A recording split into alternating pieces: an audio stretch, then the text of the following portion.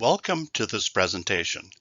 I'm Russell Endo, and I am a retired professor of sociology and Asian American studies at the University of Colorado. I am also the primary researcher for the Tuna Canyon Detention Station Coalition. Many people know about the World War II mass incarceration of Japanese Americans, but fewer people know what happened beforehand, the incarceration of thousands of Japanese, German, and Italian immigrants. Knowing about this is important for a complete understanding of the injustices of this war. In this presentation, I will describe what took place, but also how this process unfolded. I will cover the main points in a start-to-finish manner. I'm going to focus on what happened to the Japanese in one region, Santa Barbara County in California. But such events occurred in hundreds of places throughout the United States and affected Germans and Italians as well as Japanese. Before talking about World War II, I want to briefly discuss pre-war Japanese in Santa Barbara County.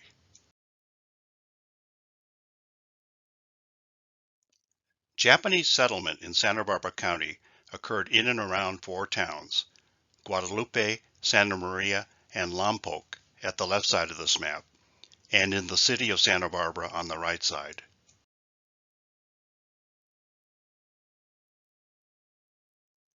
Significant Japanese migration began in the early 1900s.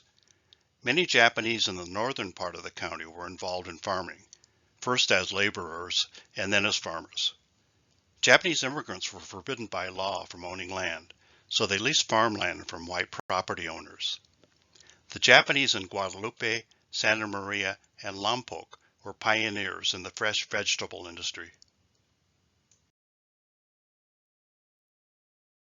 Japanese farmers grew crops such as celery, tomatoes, peas, carrots, spinach, cabbage, broccoli, lettuce, and cauliflower.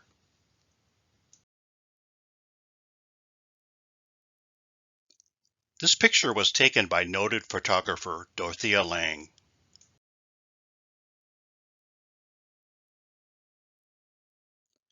Agricultural products were shipped to Southern California and elsewhere in the U.S.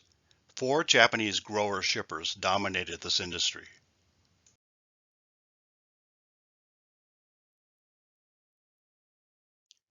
Japanese in the northern part of Santa Barbara County generally experienced less animosity from whites than occurred in other parts of California. Whites benefited from leasing land to the Japanese and selling them farm and other products. By 1940, a majority of the Japanese population were American-born children of the Japanese immigrants. These children attended public schools and were more Americanized than their immigrant parents. Santa Maria and Lompoc were more settled communities of families than Guadalupe, and they had higher proportions of Japanese employed in non-farm occupations.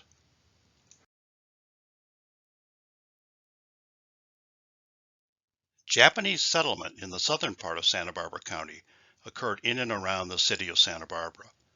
Some Japanese worked as small farmers growing produce. Others were employed in the small Japantown. Many worked for wealthy white residents as gardeners, cooks, and domestics. Many Santa Barbara Japanese lived on the estates of their employers in Montecito and Mission Canyon. They developed close personal relationships with their employers. Because of these social ties and the non-threatening nature of the small Japanese population, pre-war relationships between whites and Japanese in the city of Santa Barbara were generally friendly.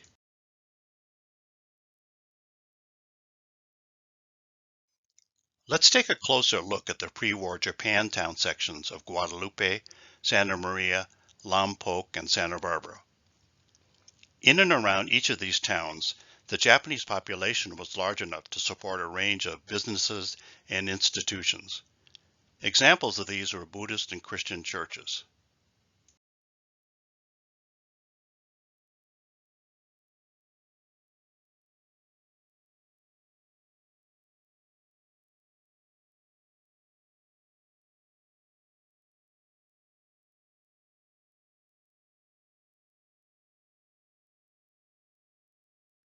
There were groceries, hotels, and restaurants.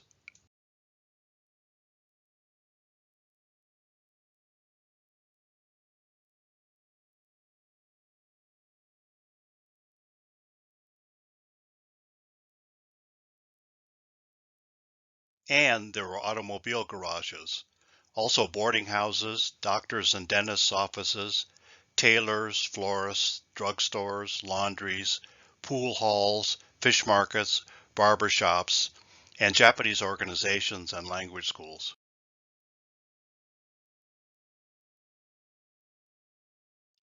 The next two slides contain maps of the Japantowns of Guadalupe and Santa Barbara, produced by the Japantown Atlas Project.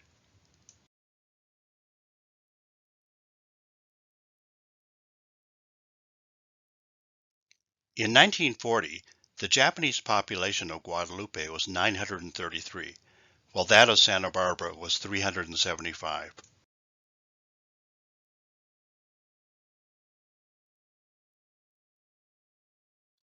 According to the California Japantowns Project, before World War II, there were about 50 Japanese businesses and institutions in Guadalupe, 40 in Santa Maria, 20 in Lompoc, and 40 in the city of Santa Barbara. In the 1940 census, the Japanese population of Santa Barbara County was 2,187.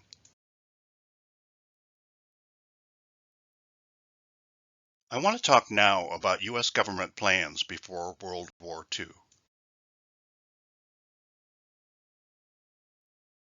During the 1930s, U.S. officials were concerned about the growing strength and aggressiveness of Japan, Germany, and Italy. Plans were developed to safeguard the internal security of the United States.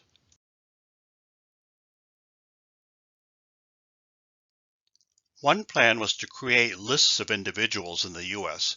who would be arrested in the event of a war. The best known was the Custodial Detention Index, created by FBI Director J. Edgar Hoover. Lists were also compiled by the Office of Naval Intelligence and the Army's Military Intelligence Division.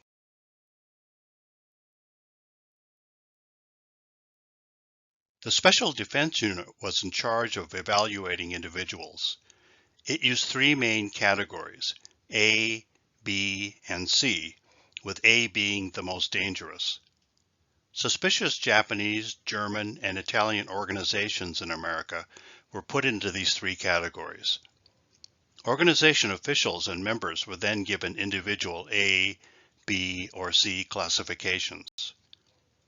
For Japanese, such persons included religious, business, and other community leaders, and members of organizations with ties to Japan.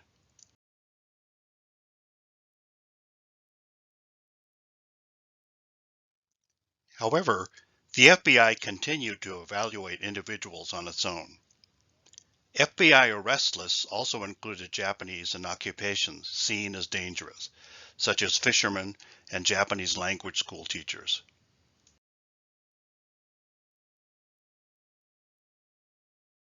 In Southern California, FBI investigations of Japanese organizations resulted in numerous memoranda and reports. These were to be used as reference material in the arrest and incarceration of individuals.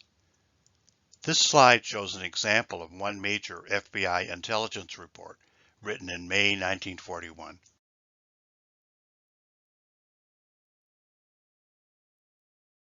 In 1940, the government required all adult non-citizens to register and be fingerprinted. Just after the start of the war, in 1942, all non-citizens from enemy nations had to register.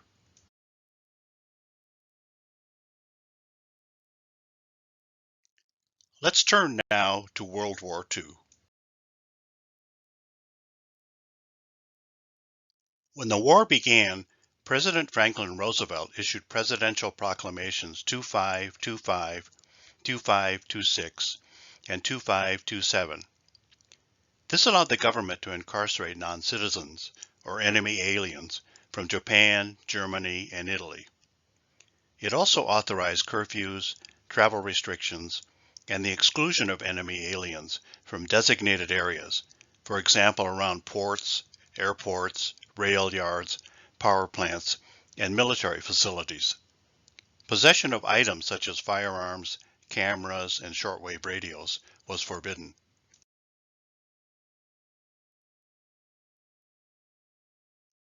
On December 7, 1941, the FBI began arresting Japanese, Germans, and Italians throughout the United States. After 11 days, over 1,400 Japanese, 1,200 Germans, and 200 Italians had been arrested.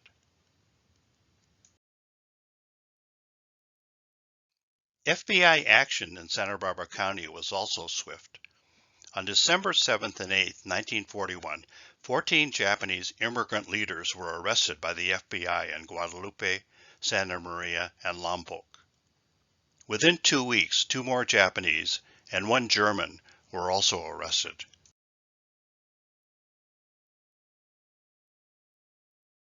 Because of limited space at Department of Justice detention facilities, these 17 men were held in the Santa Barbara County Jail. This slide and the next one contain very important documents. This slide shows a contract invitation to the Santa Barbara County Sheriff for the detention of enemy aliens in the Santa Barbara County Jail.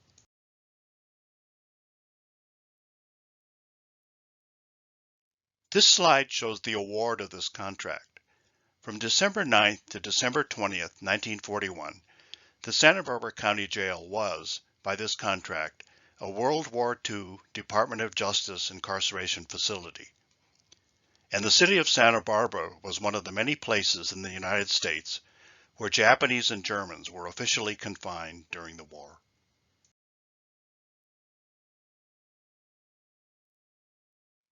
The 16 Japanese in the Santa Barbara County Jail were sent to the San Pedro Detention Station. Some were later transferred to the Tuna Canyon Detention Station. I will talk more about Tuna Canyon later.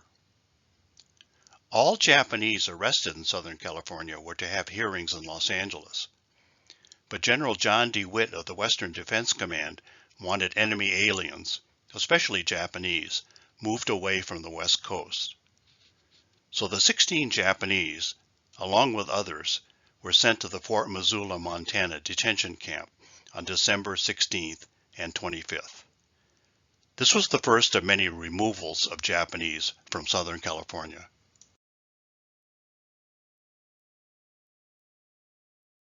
Other actions were taken against Japanese immigrants in Santa Barbara County. The California Highway Patrol set up roadblocks and searched cars occupied by Japanese. 14 more Japanese immigrants were arrested in January and February 1942. All were sent to Tuna Canyon. These early arrests sent shockwaves throughout Santa Barbara County Japanese communities. People felt threatened and that they were under constant government surveillance. This had a chilling effect on community activities.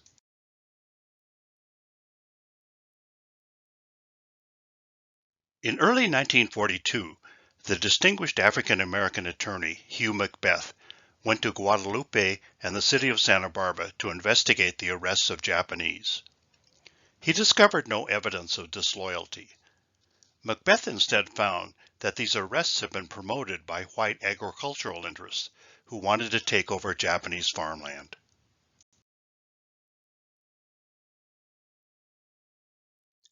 Santa Barbara County District Attorney Percy Heckendorf also stirred up anti-Japanese sentiment. He argued that Japanese posed a security threat. To bolster his case, Heckendorf used maps showing the proximity of Japanese farmland in Santa Barbara County to oil fields, an army base, and critical infrastructure. What he neglected to say was that the Japanese were working in this area long before these things were built.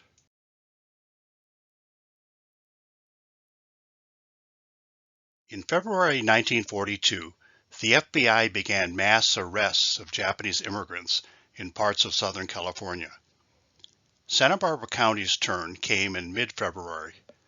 This document shows that FBI targets included leaders of local Japanese associations. But these organizations were not a threat to the internal security of the United States. So the FBI was arresting innocent people.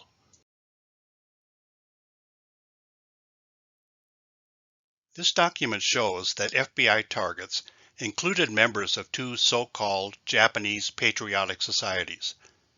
However, these organizations were not engaged in any subversive activity. So again, the FBI was arresting innocent people.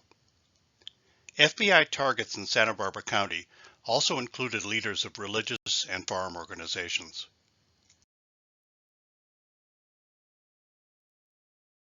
On February 18th, 142 men were arrested, primarily in Guadalupe and the Santa Maria Valley. On February 19th, 112 men were arrested in the same areas, as well as in Lompoc and the city of Santa Barbara. 11 more men were arrested the next day. The total number of arrests was 265. This was the second largest FBI raid conducted on the Pacific Coast. About 50 men were not immediately arrested for various reasons. Some, for example, were away from home on business or other work, and there were errors on FBI arrest lists. About 50 FBI agents, county sheriffs, local police, and California Highway Patrol officers made these arrests. Arrested men were taken by the Army in military trucks to the Santa Barbara County Jail. These arrests were covered by local and Los Angeles newspapers. From government documents, I have discovered that the information newspapers reported was not always accurate.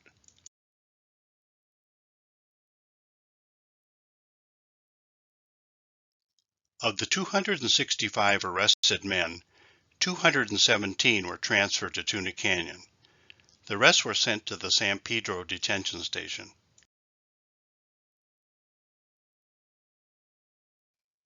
And the FBI was not finished with Santa Barbara County. On March 13th, the FBI conducted a mass arrest of over 250 Japanese language school teachers in Southern California. In Santa Barbara County, 12 people were arrested. Among these were a husband and wife and 2 Buddhist priests. All of the men were transferred to Tuna Canyon. FBI arrests in Santa Barbara County finally ended with the apprehension of 4 men in early April.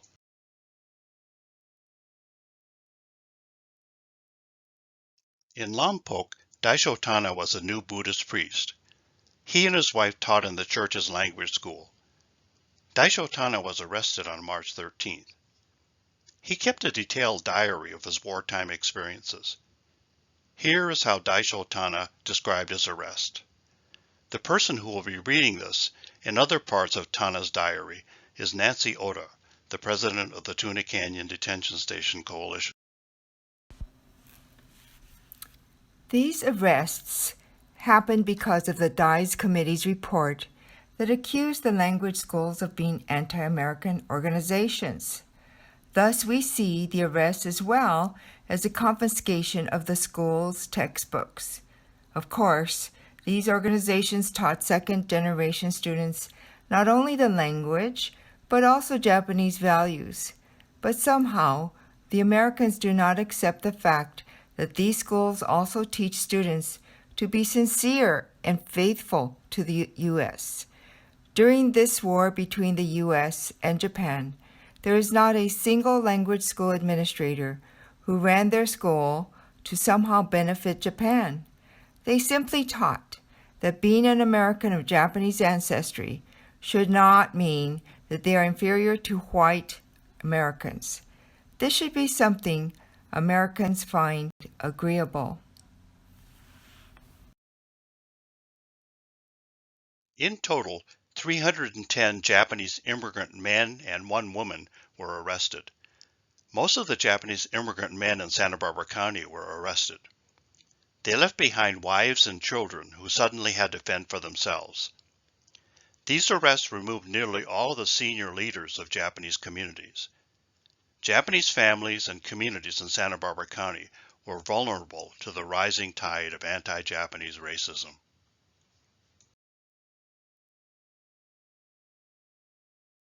As we have seen, the first prison camp for most Santa Barbara County detainees was the Tuna Canyon Detention Station.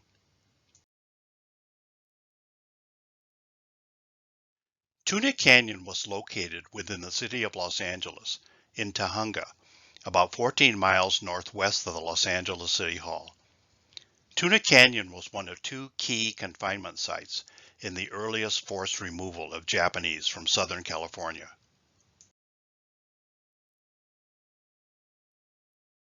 Before the war, plans were made to incarcerate enemy aliens from Southern California in San Pedro.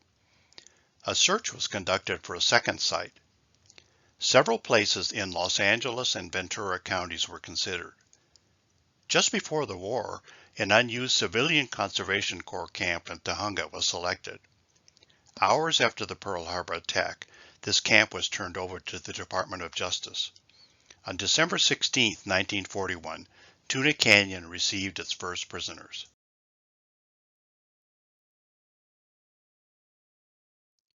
This is how Daisho Tana described his arrival at Tuna Canyon. The camp was surrounded by barbed wire fences 10 feet high.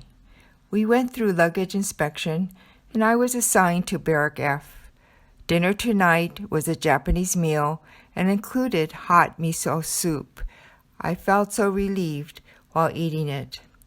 There was an inspection count of the Japanese at 8:30 p.m., and lights were off at 10 p.m. I recited Buddhist texts quietly on my bed in the dark. It was too cold to fall asleep, but I slept well after wrapping my body in a blanket. I woke up in the CCC temporary internment camp in Tujunga. Rain last night turned to snow on the mountains. Woke up at 6 a.m. At 6:45, guard inspection. 7 a.m., breakfast and room cleaning. 10:45, guard inspection. At noon, lunch. 4:15, guard inspection. 5 p.m., dinner. 8:30, guard inspection. 10 p.m., lights out. Living in this collective and ordered environment made me think of regimented military life. We had to stay 10 feet away from the barbed wire fence. Being cut off from the outside is the most painful thing about being in camp.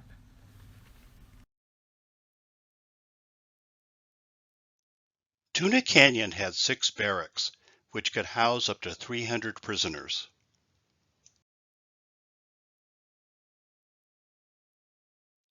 Tuna Canyon had an office building, an infirmary, and a recreation building. The recreation building had a library, and it was used for Buddhist and Christian religious services and to show movies.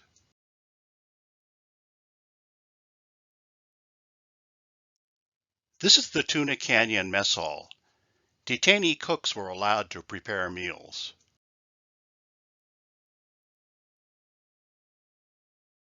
Tuna Canyon prisoners were guarded by Border Patrol officers. This guard station had a view of the vehicle entrance.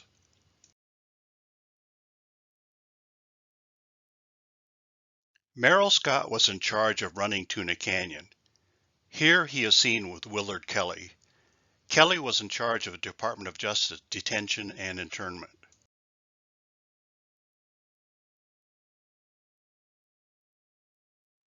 Family members were allowed to visit detainees at certain times. Here is one of Daisho Tana's descriptions of visitors. Visitors came at 1 p.m. Visitors are permitted on Sundays and Wednesdays. After the brief 30-minute visit, detainees near the fence and their families in a bicycle parking lot waved to each other, all in tears. How could one communicate through a grate during the 30-minute visit? A fellow internee who could speak English was required to be present to translate if one could only speak Japanese. Prisoners and families could only touch their fingers through the grate. I can only imagine how the families felt seeing their husbands or fathers in prison. Many detainees did not sleep that night after lights out. Letting them see their families in this unsatisfactory way is not necessarily kindness.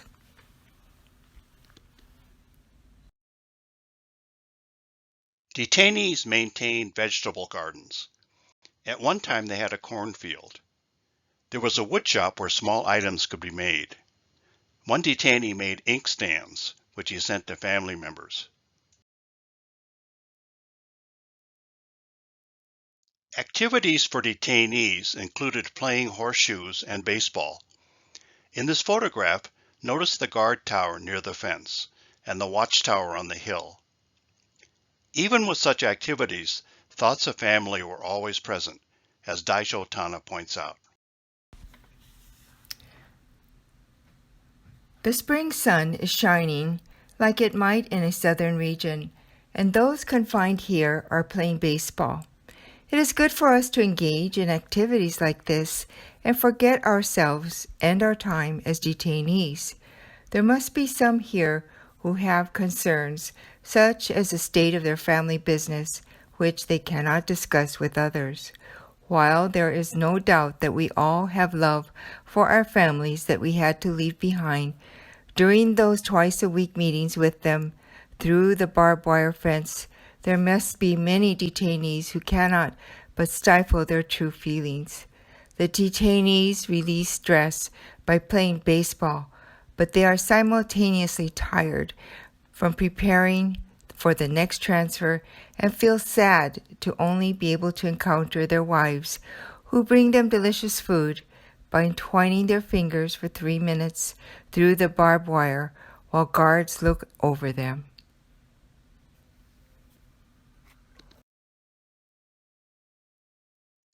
During the war, over 2,000 people were detained at Tuna Canyon. These included Japanese, Germans, and Italians from the United States, and 207 brought to this country from Latin America. The last prisoners left Tuna Canyon at the end of October 1943.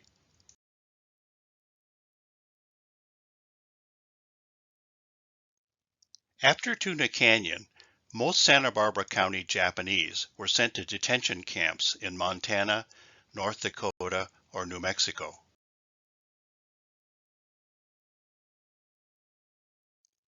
Daisho Tana was transferred from Tuna Canyon to Santa Fe, New Mexico in March 1942.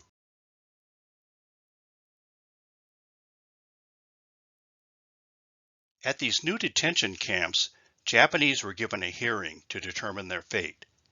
However, hearings were not trials. There was no due process. There were no judges, only a board of 2 or 3 civilians. Detainees were not allowed to have lawyers. They did not know in advance what accusations or evidence would be presented. They were not allowed to do any cross-examination.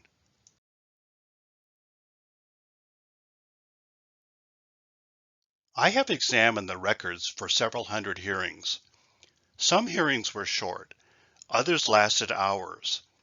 Some hearing boards tried to make objective decisions, but many hearing boards uncritically accepted government allegations of detainee disloyalty, and detainees were presumed to be guilty unless they could prove their innocence.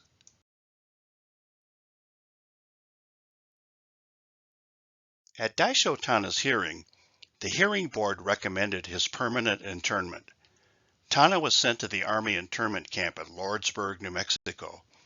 In June 1943, he was transferred back to Santa Fe.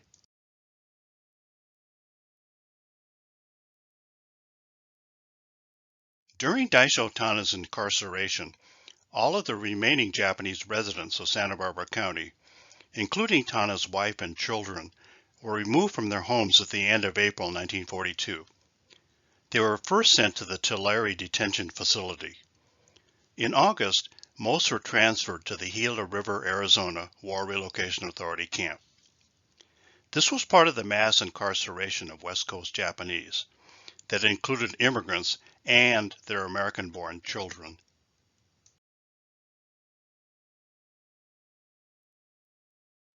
Daisho Tana was not released to rejoin his family until after the end of World War II. Family separation was one of the most devastating consequences of the incarceration of Japanese immigrants. Emotional responses to separation were conveyed in many ways. Here is a poem written by Daisho Tana's wife, which was sent to him while he was at Tuna Canyon. This poem and material on the next slide will be read by Nancy Hayata, a board member of the Tuna Canyon Detention Station Coalition. If I open my eyes, I can see my husband. Even if I close them, my husband appears as mine. Shackled, give me wings so that I can go to where my husband sleeps. I try to be strong, but a wife's attachments never end, day and night. Waking up in the middle of the night, thinking I caught a glimpse of him. It was just the shadow of a pillow.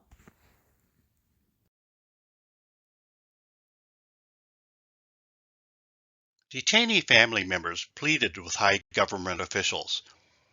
The most poignant letters were written by young children. Here are excerpts from 2 letters on behalf of detainees who were not from Santa Barbara County. Last week a letter came from my father saying that he would not be able to come home to us anymore. My mother is about to have a baby. I am 8 years old. During that time, I will have to take care of the other children, and it would be very hard for me. So we would like our father to come back, please. My father hasn't done anything bad. We know that, so we wonder why he doesn't come home. Since my father has been gone, we have been very sad. For our sake, will you please let our father come home right away? When is my father going to be released? Many people who have gone into camp the same time as him have come back, but why hasn't he? My mother worries so much about my father, so she can't sleep. She might get sick, so please try to release him. I am only 12. Will you please answer this letter, for I will be waiting.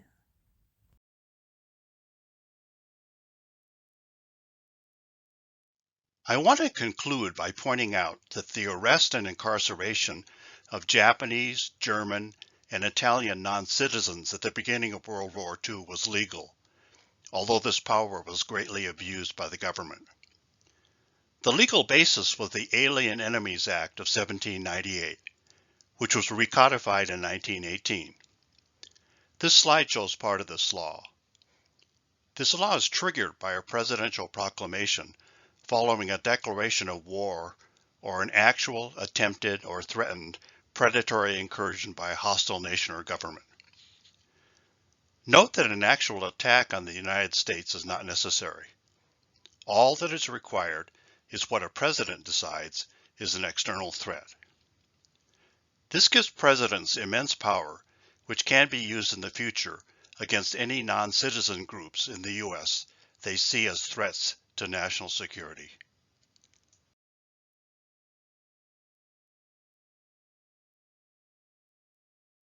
Before I end, I want to reiterate that I have focused on Japanese in one region, Santa Barbara County. But such events during World War II occurred in hundreds of places throughout the United States, and to Germans and Italians as well as Japanese. Thank you for listening to this presentation. Please feel free to contact me at any time with questions or comments.